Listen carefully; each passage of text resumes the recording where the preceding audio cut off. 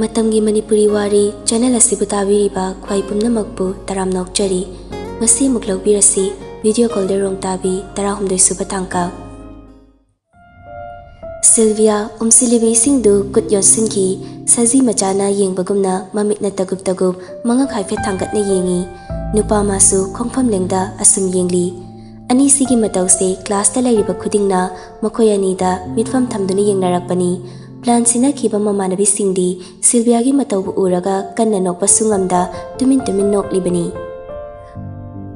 ꯉꯥꯟꯕ ꯋꯥꯍꯩ ꯑꯃꯠꯇ ꯍꯥꯏꯗꯕꯤ ꯁꯤꯜꯚꯤꯌꯥꯅ ꯂꯦꯞꯂꯤꯕꯗꯨ ꯊꯩꯗꯣꯛꯂꯒ ꯆꯪꯂꯛꯅꯕ ꯇꯧꯔꯛꯏ꯫ ꯇꯟꯖꯥꯗꯨꯗ ꯅꯨꯄꯤ ꯑꯃ ꯈꯔ ꯁꯥꯎꯔꯞ ꯆꯪꯂꯛꯏ꯫ ꯅꯨꯄꯤ ꯑꯁꯤ ꯉꯥꯟꯕꯗ ꯍꯣꯞ ꯈꯔ ꯆꯥꯖꯕ ꯑꯣꯏꯕꯅ ꯁꯤꯜꯚꯤꯌꯥꯒꯤ ꯃꯑꯣꯡꯗ ꯆꯥꯛꯄꯅꯤ꯫ ꯁꯤꯜꯚꯤꯌꯥꯕꯨ ꯏꯟꯊꯨꯒꯦ ꯍꯥꯏꯅ ꯂꯥꯛꯄꯅꯤ꯫ ꯁꯤꯜꯚꯤꯌꯥꯗ ꯊꯦꯡꯖꯤꯜꯂꯛꯏ꯫ ꯑꯗꯨꯕꯨ ꯁꯤꯜꯚꯤꯌꯥꯁꯨ ꯋꯥꯈꯜ ꯑꯃꯗ ꯂꯩꯕꯅ ꯊꯦꯡꯖꯤꯜꯂꯛꯀꯅꯤ ꯈꯪꯗꯕꯅ ꯃꯁꯥ ꯆꯦꯛꯁꯤꯜꯍꯧꯗꯕꯅ ꯃꯔꯝ ꯑꯣꯏꯔꯒ ꯃꯀꯣꯛꯇꯨꯅ ꯎꯞꯁꯤꯟꯗꯨꯅ ꯊꯣꯡꯖꯤꯟꯗ ꯌꯩꯒꯦ ꯇꯧꯕꯅꯤ꯫ ꯌꯩꯗ꯭ꯔꯤꯉꯩ ꯉꯥꯟꯕꯁꯨ ꯃꯈꯨꯠ ꯁꯠ ꯇꯤꯡꯊꯣꯔꯛꯇꯨꯅ ꯃꯈꯨꯠꯅ ꯑꯣꯏꯅ ꯉꯥꯛꯍꯧꯏ꯫ ꯅꯨꯄꯤꯗꯨꯗꯤ ꯍꯦꯟꯅ ꯆꯥꯛꯅꯕ ꯇꯧꯕꯒ ꯆꯞ ꯃꯥꯟꯅꯈ꯭ꯔꯦ꯫ ꯉꯥꯟꯕꯗ ꯄꯩꯅ ꯌꯦꯡꯂꯝꯂꯒ ꯊꯣꯛꯈꯤꯕꯅꯤ꯫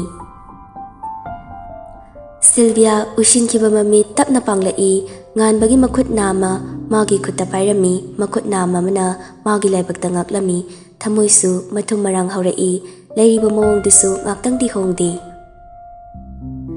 ꯉꯥꯟꯕꯁꯨ ꯃꯥꯒꯤ ꯃꯈꯨꯠꯇꯨ ꯐꯠ ꯊꯥꯗꯣꯛꯏ꯫ ꯃꯃꯤꯠꯇꯨ ꯒꯣꯔꯣ ꯑꯣꯠꯇꯨꯅ ꯌꯦꯡꯉꯤ꯫ ꯁꯤꯜꯚꯤꯌꯥꯁꯨ ꯍꯧꯖꯤꯛꯇ ꯑꯃꯨꯛ ꯏꯀꯥꯏꯔꯛꯄꯒꯨꯝꯅ ꯇꯧꯔꯛꯏ꯫ ꯉꯥꯟꯕꯕꯨ ꯍꯥꯏꯐꯦꯠ ꯏꯟꯊꯣꯛꯂꯒ ꯃꯥ ꯑꯣꯏꯅ ꯀ꯭ꯂꯥꯁꯇꯒꯤ ꯆꯦꯟꯊꯣꯛꯈꯤ꯫ ꯉꯥꯟꯕꯁꯨ ꯏꯆꯨꯝ ꯆꯨꯝꯅ ꯀꯩꯁꯨ ꯇꯧꯗꯕ ꯃꯑꯣꯡꯗ ꯆꯪꯂꯛꯂꯒ ꯃꯥꯒꯤ ꯃꯐꯝꯗ ꯐꯝꯈ꯭ꯔꯦ꯫ ꯅꯨꯄꯤꯁꯤꯡꯗꯨ ꯉꯥꯟꯕꯗ ꯀꯣꯟꯅ ꯌꯦꯡꯂꯛꯄꯅꯤ꯫ ꯑꯗꯨꯕꯨ ꯉꯥꯟꯕꯒꯤ ꯃꯥꯏꯊꯣꯡꯗꯗꯤ ꯍꯥꯟꯅꯒꯨꯝ ꯑꯗꯨꯝ ꯇꯧꯔꯤ꯫ ꯀꯩꯁꯨ ꯊꯣꯏꯅ ꯈꯟꯗꯕ ꯃꯥꯜꯂꯤ꯫ ꯁꯤꯜꯚꯤꯌꯥꯒꯤ ꯃꯇꯧ ꯑꯃꯨꯛ ꯌꯦꯡꯅꯤꯡꯂꯛꯇꯨꯅ ꯍꯧꯒꯠꯇꯨꯅ ꯁꯤꯜꯚꯤꯌꯥꯒꯤ ꯃꯅꯥꯛꯇ ꯂꯥꯛꯏ꯫ ꯁꯤꯜꯚꯤꯌꯥꯗꯤ ꯃꯃꯥꯏ ꯕꯦꯛꯇ ꯅꯣꯟꯁꯤꯟꯗꯨꯅ ꯂꯩꯔꯝꯃꯤ꯫ ꯁꯤꯜꯚꯤꯌꯥꯒꯤ ꯁꯥꯒꯟꯗ ꯄꯣꯞ ꯊꯥꯗꯨꯅ ꯐꯤꯜꯝ ꯌꯦꯡꯕ ꯅꯨꯡꯉꯥꯏꯔꯀꯥꯟꯗ ꯇꯨ ꯕꯤ ꯀꯟꯇꯤꯅ꯭ꯌꯨ ꯀꯩꯒꯤ ꯊꯥꯔꯝꯃꯤꯅꯣ? ꯁꯤꯜꯚꯤꯌꯥ ꯃꯃꯥꯏ ꯅꯣꯟꯈꯠꯂꯛꯏ꯫ ꯑꯁ ꯑꯩꯅ ꯍꯟꯖꯤꯟ ꯏꯀꯥꯏꯔꯦ꯫ ꯀꯩꯗꯧ ꯏꯀꯥꯏꯔꯤꯅꯣ? ꯈꯪꯗꯦ ꯃꯁꯥꯅ ꯏꯀꯥꯏꯖꯔꯛꯏ꯫ ꯑꯩꯒꯤ ꯇꯧꯁꯤꯗ ꯂꯥꯟꯅ ꯈꯜꯂꯝꯃꯅꯤ꯫ ꯀꯩꯗꯧ ꯈꯟꯗꯣꯔꯤꯒꯦ? ꯁꯣꯏꯕꯅꯤ ꯈꯟꯖꯔꯝꯖꯅꯤ꯫ ꯉꯥꯟꯕꯁꯦ ꯑꯩꯁꯨ ꯑꯃꯨꯛꯇꯪꯗꯤ ꯁꯣꯏꯕ ꯁꯥꯔꯒ ꯑꯣꯏꯁꯨ ꯃꯉꯣꯟꯗ ꯊꯦꯡꯖꯤꯟꯒꯦ ꯈꯜꯂꯛꯂꯤꯁꯦ ꯀꯨꯏꯔꯕꯅꯤ꯫ ꯑꯩꯈꯣꯏ ꯀ꯭ꯂꯥꯁꯇ ꯂꯩꯔꯤꯕ ꯅꯨꯄꯤ ꯃꯌꯥꯝꯁꯦ ꯐꯖꯕꯁꯨ ꯌꯥꯎꯔꯤ, ꯃꯤꯆꯤꯅ ꯐꯨꯛ ꯌꯦꯡꯗꯕ ꯉꯝꯃꯤ꯫ ꯀꯔꯝꯕ ꯅꯨꯄꯥꯅꯣ ꯈꯪꯗꯦ, ꯀꯧꯔꯨꯔꯁꯨ ꯊꯣꯏꯅ ꯋꯥ ꯉꯥꯡꯂꯛꯇꯦ꯫ ꯁꯤꯜꯚꯤꯌꯥ ꯅꯣꯛꯐꯦꯠ ꯇꯧꯔꯛꯏ꯫ ꯀꯩꯒꯤ ꯃꯤꯅꯣꯛꯅꯣ ꯑꯗꯨꯅ? ꯃꯤꯅꯣꯛꯅꯤ ꯃꯤꯅꯣꯛ꯫ ꯌꯥꯔꯣꯀꯣ ꯃꯤꯅꯣꯛꯀ, ꯑꯩꯈꯣꯏ ꯀ꯭ꯂꯥꯁꯀꯤ ꯅꯨꯄꯤ ꯑꯌꯥꯝꯕ ꯃꯉꯣꯟꯗ ꯍꯣꯞ ꯆꯥꯔꯤꯅꯤ꯫ ꯍꯥꯏꯖꯔꯤꯕ ꯏꯁꯥꯃꯛꯁꯨ ꯆꯥꯒꯦ ꯇꯧꯔꯤꯅꯤ꯫ ꯁꯤꯜꯚꯤꯌꯥ ꯅꯣꯛꯂꯝꯕꯗꯨ ꯍꯟꯖꯤꯜꯂꯒ ꯄꯤꯁꯨꯝ ꯁꯨꯛꯂꯛꯏ꯫ ꯌꯥꯔꯦ ꯆꯣ ꯅꯣꯏ ꯀ꯭ꯂꯥꯁꯇ꯫ ꯑꯦ ꯑꯩꯈꯣꯏ ꯀ꯭ꯂꯥꯁꯇ ꯅꯣꯏ ꯆꯪꯂꯛꯄꯗ ꯇꯥꯟꯈꯤꯕꯒ ꯌꯥꯎꯕ꯭ꯔꯣ ꯑꯩꯈꯣꯏꯅ? ꯇꯥꯟꯕ ꯅꯠꯇꯤꯌꯦ, ꯕꯦꯜ ꯇꯥꯔꯛꯂꯅꯤ ꯍꯥꯏꯕ꯫ ꯆꯠꯈ꯭ꯔꯒꯦ ꯉꯥꯟꯕꯗꯅꯦ ꯏꯔꯥꯡ ꯇꯧꯁꯤꯜꯂꯨꯒꯦ꯫ ꯍꯥꯏꯔꯝꯂꯒ ꯅꯨꯄꯤꯁꯤꯡꯗꯨꯁꯨ ꯊꯣꯛꯈ꯭ꯔꯦ꯫ ꯁꯅꯥꯊꯣꯏꯅ ꯌꯥꯝ ꯅꯩꯕꯤꯈ꯭ꯔꯦꯅꯦꯀꯣ꯫ ꯑꯁ ꯏꯀꯥꯏꯕꯒ ꯐꯠꯇ꯭ꯔꯤ, ꯋꯥ ꯌꯥꯝ ꯉꯥꯡꯂꯛꯀꯅꯨ꯫ ꯃꯃꯤꯗ ꯉꯥꯎꯕꯗꯨꯕꯨ ꯀꯝꯗꯧꯒꯦ? ꯈꯔꯒ ꯄꯥꯝꯖꯕꯒ ꯉꯁꯤꯗꯤ ꯆꯞ ꯆꯥꯅ ꯍꯦꯛꯊꯣꯛꯏꯗ꯫ ꯅꯗꯥꯎꯅ ꯌꯥꯔꯤꯁꯨ ꯉꯥꯟꯕ ꯑꯣꯏ ꯂꯩꯔꯝꯃꯤꯅꯦ꯫ ꯏꯀꯥꯏꯔꯛꯑꯦ ꯍꯧꯖꯤꯛꯇ, ꯇꯧꯔꯝꯂꯣꯏꯗꯕꯅꯤ꯫ ꯍꯧꯖꯤꯛꯇ ꯈꯜꯂꯛꯄ꯭ꯔꯥꯗꯣ? ꯃꯥꯅ ꯑꯩꯁꯦ ꯂꯥꯟꯅ ꯈꯜꯂꯝꯒꯅꯤ ꯍꯥꯏꯕꯒꯤ ꯃꯑꯣꯡꯗ ꯑꯩ ꯅꯨꯡꯉꯥꯏꯇꯕ ꯏꯀꯥꯏꯕ ꯑꯃꯗꯤ ꯐꯥꯎꯔꯛꯏ꯫ ꯏꯁ ꯑꯁꯦꯡꯕꯅꯤ꯫ ꯀꯩꯁꯨ ꯈꯜꯂꯨꯅꯨꯍꯦ, ꯁꯣꯏꯕꯅꯤ ꯃꯥꯏꯅ ꯈꯟꯖꯔꯝꯖꯅꯤ꯫ ꯁꯤꯜꯚꯤꯌꯥ ꯑꯃꯨꯛ ꯅꯣꯛꯂꯒ ꯍꯥꯏꯔꯛꯏ꯫ ꯅꯪꯕꯨ ꯅꯨꯡꯁꯤꯅꯦ꯫ ꯅꯨꯡꯁꯤꯕꯤꯌꯨ ꯃꯃꯤꯗ꯫ ꯄꯣꯛꯂꯨꯕꯅ ꯅꯨꯖꯥ ꯑꯣꯏꯕꯤ ꯃꯄꯣꯛꯇ ꯅꯨꯡꯁꯤꯔꯨꯕꯅꯤ ꯄꯥꯈꯪ ꯑꯣꯏꯕ ꯃꯍꯥꯛꯄꯨ, ꯉꯥꯎꯖꯔꯨꯕꯅꯤ ꯃꯥꯒꯤ ꯊꯧꯁꯥꯗꯕ ꯃꯑꯣꯡ ꯃꯇꯧ ꯀꯌꯥꯗ꯫ ꯂꯥꯏꯔꯤꯛꯁꯦ ꯍꯩꯖꯔꯝꯂꯗꯤꯅꯦ ꯁꯥꯍꯤꯇ꯭ꯌ ꯄꯥꯟꯁꯤꯜꯂꯒ ꯊꯃꯣꯏꯅꯨꯡꯒꯤ ꯋꯥꯍꯩ ꯀꯌꯥꯅꯦ ꯐꯣꯡꯗꯣꯛꯄ ꯌꯥꯔꯕꯅꯦꯕ꯫ ꯂꯥꯏꯔꯤꯛ ꯍꯩꯍꯧꯗꯕꯁꯤꯁꯨ ꯋꯥꯕꯖꯥꯠꯅꯤꯍꯦ꯫ ꯂꯥꯏꯔꯤꯛꯇꯣ ꯍꯩꯅꯕ ꯑꯣꯖꯥꯅ ꯇꯥꯛꯄꯗꯣ ꯐꯖꯅ ꯇꯥꯕ ꯇꯝꯃꯨ꯫ ꯀ꯭ꯂꯥꯁ ꯂꯩꯊꯣꯛꯀꯦ ꯍꯣꯠꯅꯔꯤꯕ ꯋꯥꯈꯜꯗꯣ ꯑꯗꯨ ꯍꯥꯟꯅ ꯑꯝꯇ ꯊꯥꯗꯣꯛꯎ꯫ ꯁꯤꯗꯩꯗꯤ ꯂꯥꯏꯔꯤꯛ ꯃꯌꯥꯝ ꯍꯩꯔꯗꯧꯅꯤ ꯌꯦꯡꯉꯨ꯫ ꯍꯩꯔꯛꯑꯣ, ꯅꯪꯅ ꯍꯩꯔꯛꯄꯗꯣ ꯑꯩꯈꯣꯏꯒꯤꯁꯨ ꯃꯥꯏ ꯑꯣꯏꯗꯣꯏꯅꯤ꯫ ꯑꯩꯅ ꯂꯥꯏꯔꯤꯛ ꯍꯩꯔꯒ ꯅꯣꯏꯒꯤ ꯃꯥꯏ ꯑꯣꯏꯗꯣꯏꯕ? ꯑꯣꯏꯗꯣꯏꯅꯤ꯫ ꯐꯔꯦ ꯑꯗꯨꯗꯤ ꯑꯩ ꯍꯩꯔꯦꯅ ꯈꯜꯂꯣ, Horendagi Sir Jinglenda tuition chatladoini. Chalo. Nangdi Sir Jinglenda natradi kanada chatni. Phagi natiye asengbani Sir dongarang ekhoi yumda laami. Kaigi laiba Sir dia? Hoi do tuition tawbidoini ye aise larik yam sole. As kai niyam hairambani. Adusu Sarna. Hoi mi. Mama hoinari kai haige. Mama hoinabu kai haidorige chatlusinidana. Adusu nang kaktokdiba. Hoi. Hais ai jingnei ko. Kari jingnariba. Khangde kitangdi jingnei Sargi mawongse. Ngaiko anidubu romance loidrisalo changlaktrissina. Learn kawi nahangi paisado ai purabani. Masi hairaga beg tama khut humjinduna paisa khara lauthorei aduga nahan ahal amada pirambagi waiba paisado singdorei. Se nangi Revika gidi masado ina pirage. Sanathoina paisado lauraga lupa yankhaidi handorei. Kaigino sina? Aisu nahangi pupuda thamoi sengna simadi pangage paisa paidana pangba ngambsu nate aduna angambadumadi pangbani khalage. Yareda aina pirasu samane noyanigi saruk yauribani nongma matang chabada chatlaga khara mu panglaga lore adugibu nangi awa basina zaro ai lauroi. Khangdeda lairaba haisina tonbasisu yam tole imitsina urafauda thona fana mateng pangba ngamde. Yarese emotional go shilakano. Aniduna wari sanaringai Rebecca su noki changlaktuna famlai.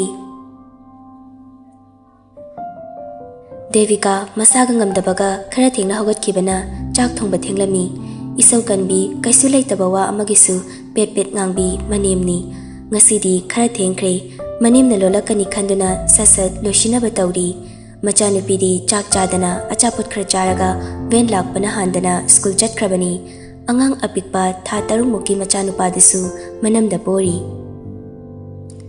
mamong masangam de haibasu khanglibani angangsi ngayakta lokthokpigi haibagi wakhal su leite chak loide haiduna isau tawba horakle Lata. Pung kaya da chak pizage haribanu aisibo. Lore thiragi ma. Yamna ne thausa wasa da batawganu chak thonggadaba matamdana phamungdagi hogate aduga hojikta thabak yamna chinba sadana tawriba. Devika su ising glass singdu makhada thamduna chak amadagi ising haina khumlai. Imasu ai sanungai ta habisi khangliba natra angang sidasu lokthokpiba yabani.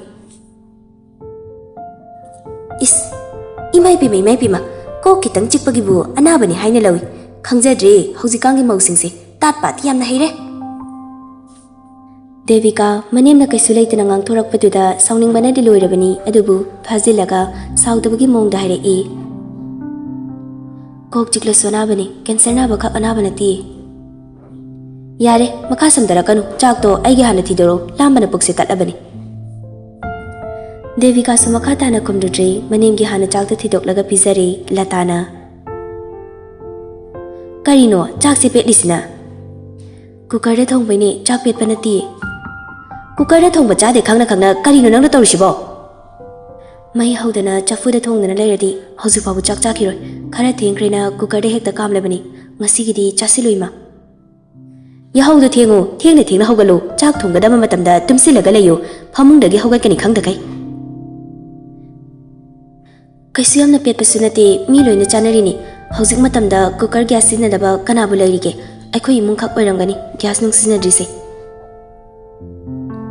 Ho ai leiri phaudine yaroi pungada dum thonggadawni nakhoigine gas langda thongba chakto chaningde chaba yade. Ima hoigi longasu mayam leiri adubu ima dawna di wa pete ima tang oira male cooker da thongba chaiga chadiga wayam petlise. Khara wa petpi mina tawba thabakta singthana dabi manemni khangi ngasidagi wa natte nungtigini isau langliba. Hauziki matamsida gas ta thongdaba imung leiramloi adubu manemna yadabana Devika gi imungdadi gas leirabasu nongta chak yensang thongdabani fungada singda oina thongbani ngasi kak thingle haina gas ta thonglibagi sauni kanna langlibasi asuk hauna thongliba chaktu chaba yade haidina isau tawraga pukhamduda makhut hamjilamnaga thokre Devika su masangam dringai mathaksida manimna chak chadana thokrabanina amuk inau nauna fungada mai haugatuna chafuda chak thongduna manimbu pijanaba taribra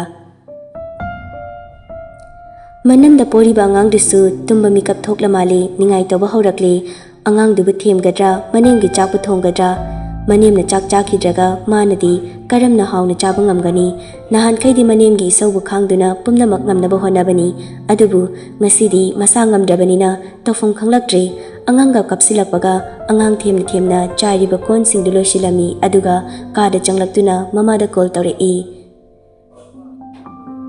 Rani Pema Ma nang thabak sangladi ngihakta lauba Nasadubu khara phatribo ima siyungi thabakse sinbinaba amatang leradine lao hairakpaga khudakte hekta lakpa yaba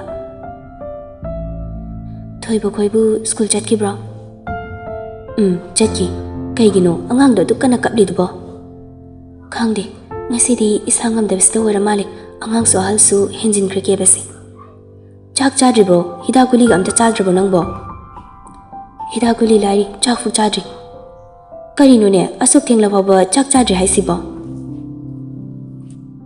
Ngarangdi ahing sidum haudre angang kapaga isangamdabaga aduna ngasidi hawatpada khara thengkre aduda mai haudana leiradi thengani na gas ta tawraga cooker da chak thonggi adugi pitliga charugana ninghai tawramlaga thokre